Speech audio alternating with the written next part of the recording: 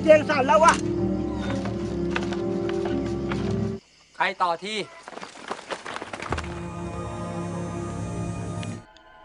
Film ini berdasarkan kisah nyata yang terjadi pada tahun 1977 di Thailand. Pada tahun itu terjadi sebuah kejadian yang sempat menggemparkan dunia, yang mana seorang wanita yang diperlakukan tidak pantas oleh lebih dari 30 orang pria, lalu setelah itu mereka menghabisinya. Cerita dimulai dengan diperlihatkannya seorang polisi yang bernama Saksit. Dia baru memulai karirnya dan ditugaskan ke wilayah Phrom Piram. Phrom Piram sendiri merupakan sebuah desa yang berada di negara Thailand. Setelah itu dia datang ke kantor dan memperkenalkan diri dengan atasannya yang bernama Inspektur Pitak. Saat sedang mengobrol, tiba-tiba angin kencang yang membuat berkas sang inspektur berantakan. Dan tepat di atas kertasnya, jatuh selembar bunga yang jatuh dari pohon, dan dari sini sang inspektur memiliki firasat yang tidak enak. Tiba-tiba anggotanya datang dan melaporkan bahwa telah terjadi insiden pembunuhan di dekat rel kereta api. Mendengar itu, mereka semua bergegas pergi ke sana. Setelah sampai di tempat kejadian, mereka menemukan jasad wanita tanpa identitas yang telah mulai membusuk. Lalu sang inspektur memanggil seorang pria tua bernama Ton yang merupakan seorang penggali kubur.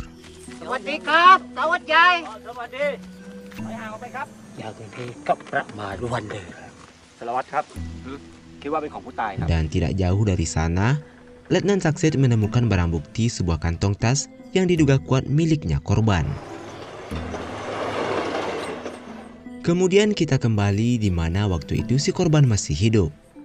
Saat itu korban sedang naik kereta api dan di dalam sana petugas kereta api memeriksa tiket para penumpang. Saat si korban dimintai tiket, si korban mengatakan kalau ia tidak mempunyai tiket.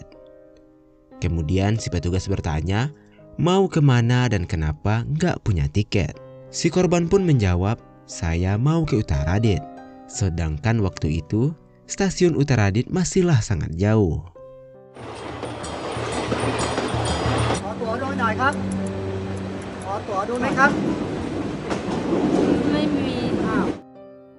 Petugas pun akhirnya meminta uang di dalam gerbong untuk membeli tiket sekaligus dengan dendanya. Tapi si korban seperti orang linglung dan berkata bahwa dirinya tidak memiliki uang. Alhasil para petugas marah dan mereka mengikuti peraturan yang ada, yaitu menurunkan secara paksa si korban di stasiun berikutnya, yaitu stasiun Phrom Piram.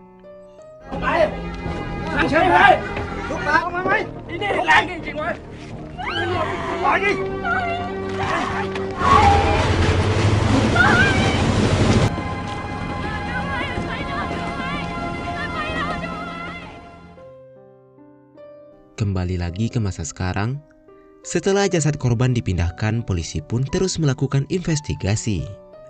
Sang inspektur memanggil seorang dokter lokal yang bernama Dr. Len. Dr. Len sendiri adalah seorang dokter yang biasa menangani para tentara di desa Phrom Piram. Dan menurut asumsinya, si korban meninggal karena kecelakaan, bukan dibunuh. Asumsi itu dia dapat dari wajah yang lebam, rahangnya yang patah, dan terdapat darah akibat menstruasi. Lalu Ton berkata, ini jadinya gimana, dikubur atau dikremasi? Sang inspektur yang kurang puas dengan jawaban Dr. Len, dia memutuskan untuk membawanya ke rumah sakit lokal. Sesampainya di rumah sakit, berbeda dengan pernyataan Dr. Len, seorang dokter yang berada di rumah sakit itu mengatakan bahwa korban meninggal karena diperkosa lalu dihabisi. Hal itu dibuktikan terdapat bekas darah di bagian putihnya mata yang menandakan bahwa dia kekurangan oksigen sesuai dengan luka di lehernya. Dan juga ada bekas sperm yang sudah kering menempel di pahanya. Atas penjelasan dokter di rumah sakit, sang inspektur terus mencari kebenarannya. Inspektur memutuskan untuk mendatangi toko yang ada di kantong tasnya si korban. Dari sinilah baru diketahui bahwa si korban adalah menantunya seorang pelayan toko itu. Korban tersebut bernama Samnian.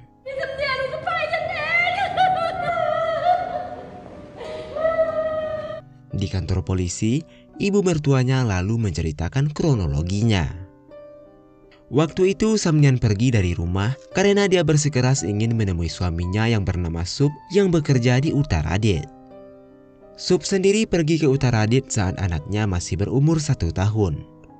Mental Samnian sedikit terganggu akibat ditinggal sang suami terlalu lama. Ibu mertua juga bercerita bahwa Samnian diantar oleh seseorang ke stasiun atas permintaannya. Dan orang itu tidak lain adalah teman dari suami Samnian sendiri. Sang inspektur kemudian memanggil teman suaminya untuk dimintai keterangan. Setelah berada di kantor polisi, giliran dia yang diinterogasi. Dia bercerita waktu itu akan mengantarkan Samnian ke stasiun. Tiba-tiba Samnian minta pulang kembali dengan alasan rindu dengan putranya. Tentu saja hal itu membuatnya marah karena sudah berada di tengah perjalanan. Dan karena kesal, teman suaminya itu menurunkannya di tengah perjalanan. ฉันคิดถึงลูกจะกลับแล้ว มาเร็วๆรู้นี้ไม่พามาด้วยสักก็ดีครับ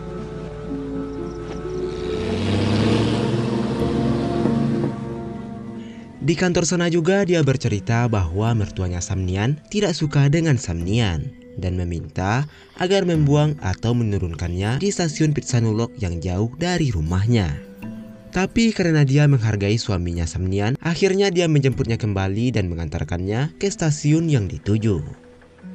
คราวนี้นายคงรอดยากหน่อยนะ ใครฆ่ามันอ่ะผมไม่เกี่ยวข้องนะแม่สุกอ่ะแต่เกลียดนางเนียนมัน กูมาแล้วเว้ย ไอ้ชัย ไอ้เวรมึงขายกูใช่ไหมต้องจับมันเข้าคุกนะมันเอาไอ้เนียนมาล้อ อ้าวเฮียแล้วไงอ่ะไงพูด เนียนมาล้อเนียนตายเพราะมันฉันแค่ฝาก โธ่สารวัตรที่ผมเอาอีเนียนอ่ะกับเพราะอีแกฆ่ามันอ่ะผมไม่เกี่ยวข้องนะผมคืนมันนะมันบอกให้ผมเอาแทนค่ารถหรอก Sersan Saksit dan Inspektur Pitak pun akhirnya mendatangi stasiun Prompiram. Di sini mereka mendapatkan saksi seorang penjual kopi. Si penjual kopi bercerita, waktu itu dia memberi makan para Samnian karena merasa kasihan. Samnian juga mengatakan bahwa dia akan pergi menuju Uttaradit. ว่าให้เลือกอีกอันหนึ่งนะเอาไว้จริงกันแล้วกันเดี๋ยวใครพาเลือกมาทีเนี่ย Tidak menyerah begitu saja, pada malam harinya, sang inspektur menugaskan Sersan Saksit dan satu orang lainnya untuk mengintai warung penjual kopi. Di sana Saksit bertemu dengan seorang pria yang mencurigakan yang belum diketahui namanya. Di sana Sersan Saksit juga melihat penjual kopi itu bertemu dengan seorang pria bernama Yam.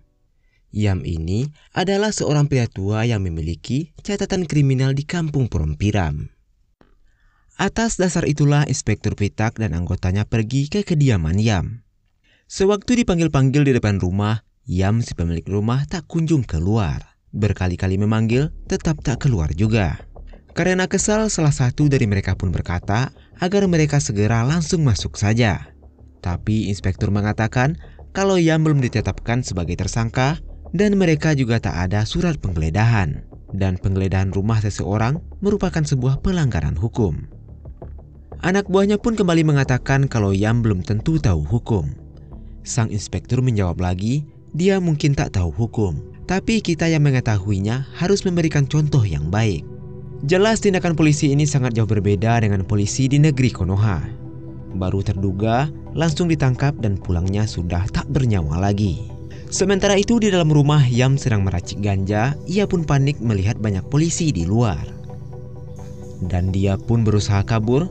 Terjadi aksi kejar-kejaran di antara mereka yang singkatnya Yam berhasil ditangkap oleh para polisi itu. นายยามอยู่หรือเปล่าออกมาคุยกันหน่อยสิ ผมว่าเราเข้าไปดูกันข้างในกันดีกว่า ไม่ได้ แล้วเวลานี้นายยามไม่ใช่คนร้าย ต้องเรียกเขาเฮ้ยไปดูแล้วพาไป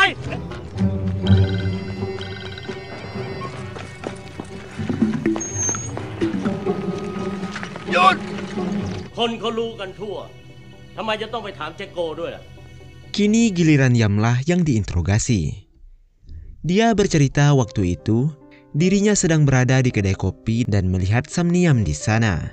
Karena Samniam ini seperti orang linglung yang tak tahu arah tujuan, dia merasa kasihan dan membawanya pulang sementara waktu berniat untuk menolongnya. Dan sesampainya di rumah, Samniam kemudian disuruh mandi. Karena belum adanya bukti yang cukup kuat, Yam pun akhirnya dilepaskan untuk sementara. ขออนุญาตครับ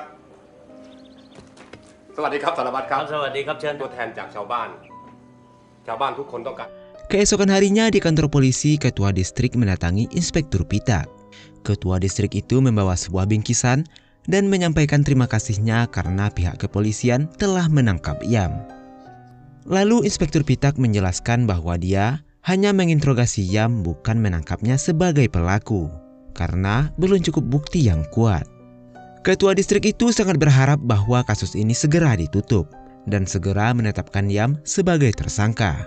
Karena menurutnya Yam ini adalah mantan narapidana yang memiliki catatan riwayat buruk di kampung ini. Inspektur Pitak pun menerima ketua distrik itu dengan sangat ramah, tapi sang inspektur menolak pemberiannya. Yang intinya inspektur menolak suap dari pejabat desa tersebut. Kemudian ketua distrik itu pergi dengan raut wajah yang kesal pada sang inspektur karena telah melepaskan Yam. ช่วยอะไรสารวัตรไม่ได้ ช่วยมาเอากระเช้ากลับไปด้วยนะครับ Namun setelah itu Yam pun kembali ditangkap dan diinterogasi kembali. Dia berani bersumpah bahwa bukan dirinya lah pelaku kejahatan itu. Bahkan dia sampai membuka celananya dan memperlihatkan pada sang inspektur bahwa dia sudah tak memiliki burung lagi akibat sebuah insiden.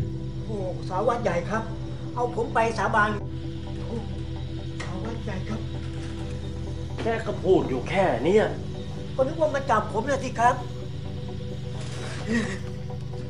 แต่แก ไม่ต้องอยู่เนี่ย ไม่เอาแต่แกพอแล้ว มานี่มาผมเหลือแค่เนี้ยทำอะไรได้ เฮ้ย มา Yang artinya tak mungkin Yam melakukan itu pada Samnian. Akhirnya sang inspektur percaya dengan Yam, tapi dia tetap dihukum atas kepemilikan ganja. Inspektur pun masih kebingungan atas apa yang menimpa Samnian dan pergi ke TKP untuk mencari barang bukti lainnya. Saat mereka berdua sedang berada di TKP, Sersan Saksit menemukan puntung rokok yang sama persis seperti milik pria yang ia temui saat mengintai di kedai kopi. Polisi pun bergegas menuju tempat pemuda itu. Setelah ditelusuri bahwa pemuda tersebut bernama Nut. บ้านนี้มันเป็นบ้านล้างไม่มีคนอยู่ Di sana mereka tidak menemukannya dan menurut info dari tetangga bahwa rumahnya sudah lama tak ditempati. Karena diketahui Nut ini adalah teman dari anak Pak Kades yang bernama Pol, akhirnya polisi pun mencari Pol ke rumahnya, tapi sayangnya dia tidak ada di rumah. Malam harinya ketua distrik dan Pak Kades mendatangi kantor polisi dan menanyakan kenapa mereka mencari anaknya. Di kantor polisi, Pak Kades bercerita seperti yang diceritakan oleh Yam sebelumnya. Waktu itu dia dan ketua distrik pergi ke rumah Yam. Ketua distrik itu meminta Yam untuk membantu desa sebelah yang akan mengadakan suatu acara. Saat sedang mengobrol, mereka berdua melihat Samyan di belakang rumahnya. Mereka lalu bertanya, apakah itu istrimu? Yam pun menjawab kalau wanita itu adalah wanita yang ia temui di stasiun. Lalu setelah itu, mereka pun pergi dari sana. Sebelum pergi ke desa sebelah, dia memberikan uang pada Samyan untuk membeli tiket kereta. Dikarenakan Yam akan bermalam selama beberapa hari. Dan singkat cerita, setelah mendapatkan hasil interogasi dari Kades dan ketua distrik, yang menurut sang inspektur ceritanya nggak nyambung dan seperti gugup, bisa disimpulkan bahwa mereka berdua telah berbohong. Akhirnya polisi pun menahan untuk sementara waktu sampai menemukan bukti lainnya. กูไม่อยากฟังน้องระยำสารวัตร พี่พิน เฮ้ย โอ้ย ไอ้ระย เดี๋ยว ำสารวัตรได้ยินผมไหมไอ้หมอเหลิมมันก็เอาด้วยมันเอาจนผู้หญิง Di dalam suasana, ketua distrik dan Pak Kades beradu mulut saling menyalahkan satu sama lain. Inspektur hanya tersenyum mendengar pertengkaran mereka berdua. Dia yakin kasus ini ada kaitannya dengan mereka.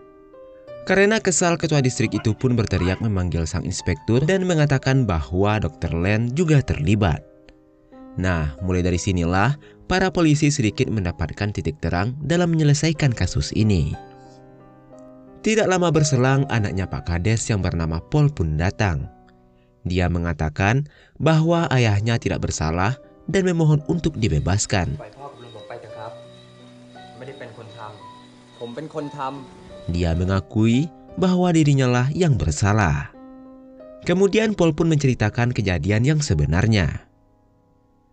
Semua itu berawal saat dia datang ke rumah Yam untuk membeli ganja.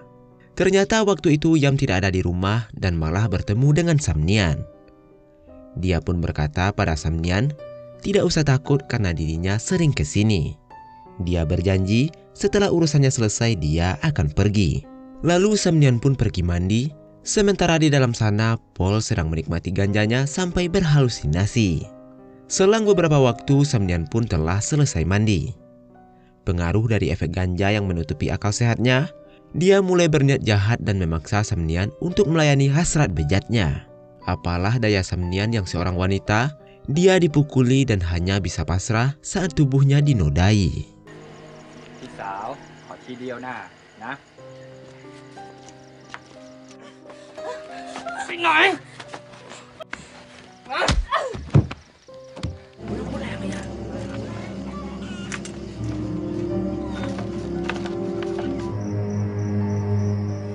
Setelah selesai, dia pun pulang dan bertemu dengan ayahnya di jalan.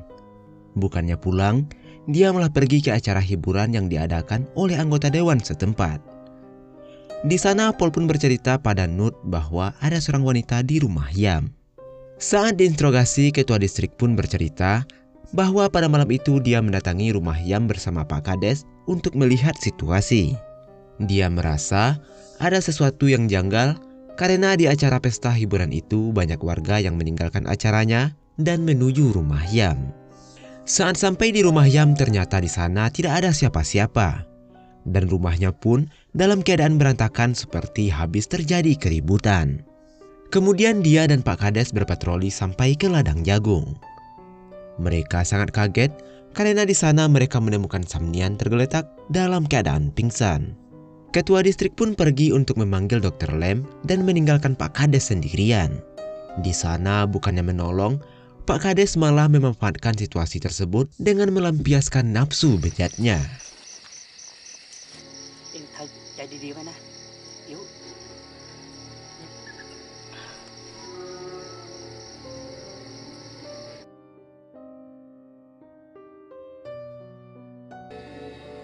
ผมยอมรับว่าผมข่มขืน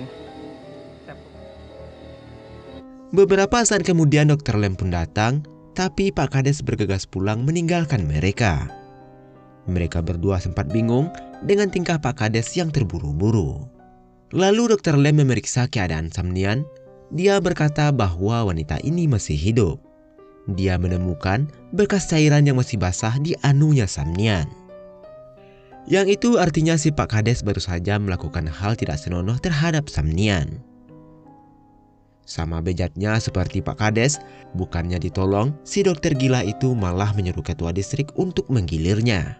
Awalnya dia sempat ragu, tapi karena melihat pahanya yang mulus, akhirnya ketua distrik itu pun melakukannya. ผู้ใหญ่เล่นซะแล้วแต่ไอ้อุ่มๆแบบก็น่าลอง ไอ้นี่หมอ มีกำนันกับผมเท่านั้นนะก่อนแล้วผมจะเอาทีหลังเองก็ได้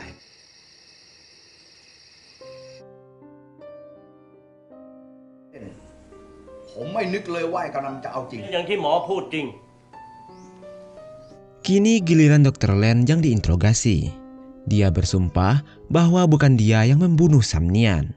Setelah selesai diinterogasi, dia pun dibebaskan. Saksit pun bertanya pada sang inspektur kenapa Dr. Len dibebaskan. Dengan santainya sang inspektur menjawab, dia hanya sebagai umpan kecil untuk menangkap ikan yang lebih besar. จริงอย่างที่กำนันว่าหมอเหลิมน่ะหมอเหลิมบอกว่ากำนันเป็นคนฆ่าก็กำนันบอกมาสิว่าใคร ไอ้ระยำ Berlanjut pada Ton si tukang gali kubur yang didatangi oleh Saksit sesuai info yang ia dapat dari kepala distrik. Jadi kepala distrik ini nggak mau dirinya sendiri yang dilibatkan, tapi dia ngajak yang lain juga membeberkan semua yang terlibat. Lalu mereka membawanya ke kantor polisi. Di sana Ton bercerita saat dia serang mabuk, dia didatangi oleh Dr. Len. Dr. Len mau minta tolong untuk mengurus Samnian dan membakarnya. Tidak lupa juga sebagai sogokan, Dr. Len memberinya beberapa lembar uang. Lalu dia pun membawa Sam Nian ke rumahnya. Di sini lagi-lagi, dengan keadaannya yang tidak berdaya, Ton mencoba melakukan aksi bejatnya. Tapi usahanya terhenti saat temannya datang.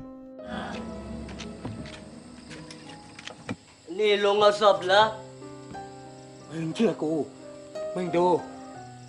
Ternyata temannya Ton juga ingin merasakan tubuhnya Sam Nian.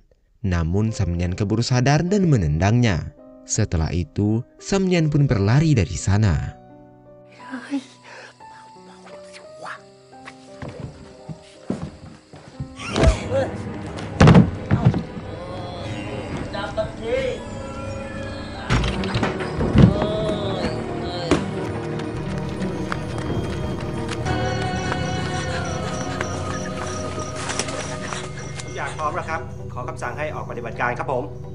ลีกเลี่ยงความรุนแรงนะ Sampai kemudian kerja keras polisi berhasil meringkus orang-orang yang dicurigai terlibat dalam kasus kejahatan itu. Yang lebih parahnya lagi, pelaku kejahatan itu bukan hanya satu orang tapi cukup banyak. 2 diantaranya adalah pejabat desa dan Dr. Len.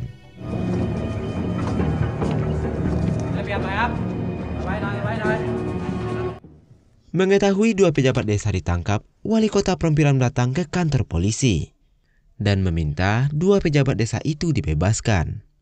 Dengan alasan orang itu memberikan dukungan suara dalam pemilihan wali kota.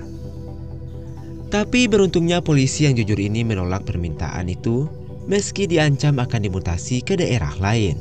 Inspektur Pitak tak pernah takut dengan ancaman siapapun. Ia tak akan pernah berhenti sampai kasus ini selesai. มันสำคัญอะไรกันนะเขาเป็นกำนันเป็นผู้ใหญ่บ้านคุณเอาเขามาขัง เฉพาะกำนันผินกับผู้ใหญ่พัน2 คนเท่านั้นแหละถ้า2 คนนั้นทำให้ผู้หญิงที่ตายไปแล้วฟื้นขึ้น มันเป็นญาติโกโหติกาของคุณเลยคุณจะยืนอยู่ที่นี่ได้ไหมคุณพิทักษ์คุณ Interogasi pun berlanjut dengan seorang pemuda yang diduga kuat dengan pembunuhan Sam Nian. Dia bercerita, waktu itu dia dan beberapa orang temannya sedang menonton hiburan, diajak oleh Nut pergi ke rumah Yam. Sesampainya di rumah Yam, yang duluan masuk adalah Nut. Dia pun masuk dan memaksa Sam Nian untuk melayaninya. Tapi Sam Nian menolak dan melawan. Karena hal itu Nut pun memukulnya hingga pingsan. Lalu ia memulai aksinya.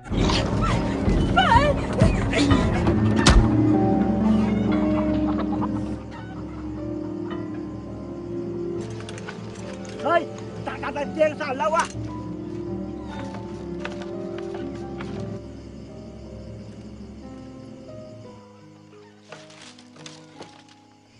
Tak ada yangหยุดแล้วอ่ะใครต่อที่ Selesai Nut, kini giliran yang lainnya masuk dengan beramai-ramai. Tapi Sam Nian sudah kabur dari sana lewat jendela belakang.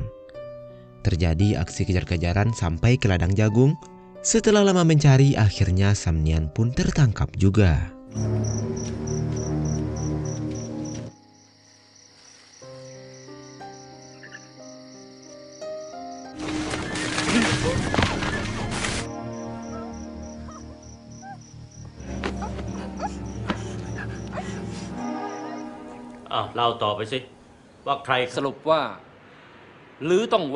Saat sedang menginterogasi, Inspektur Pitak pun dipanggil oleh atasannya.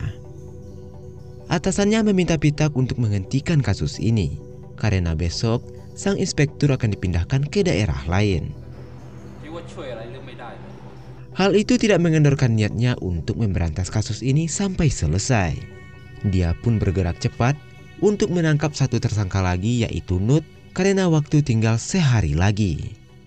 Sementara itu Nut sedang berada di hotel bersama wanita malam. Saat dia keluar, saksi dan yang lainnya pun datang. Terjadi aksi kejar-kejaran dan tembak-menembak di antara mereka. Yang singkat cerita, Nut pun berhasil diringkus oleh para polisi.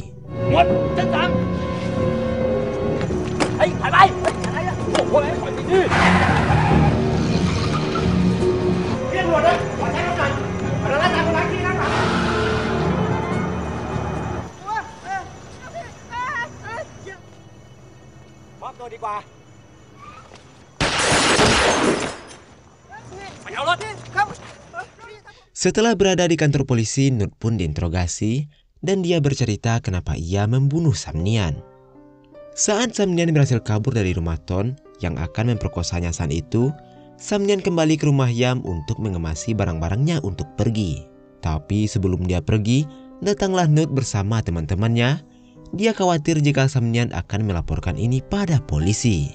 Sempat terjadi kejar-kejaran sebelum akhirnya Nut berhasil menangkap Samnian. Setelah ditangkap, Nut pun mencekiknya menggunakan tali hingga Samnian pun tewas saat itu juga.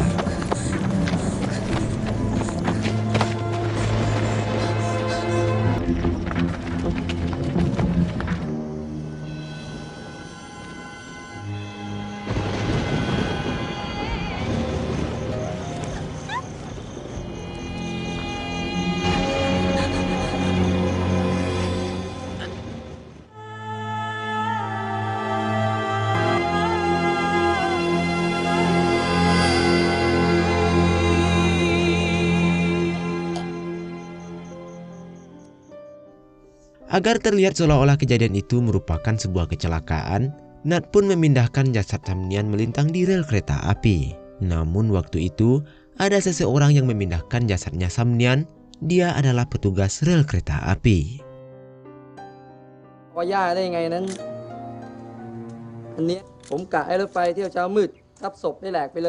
Akhirnya terungkap sudah kasus yang rumit ini.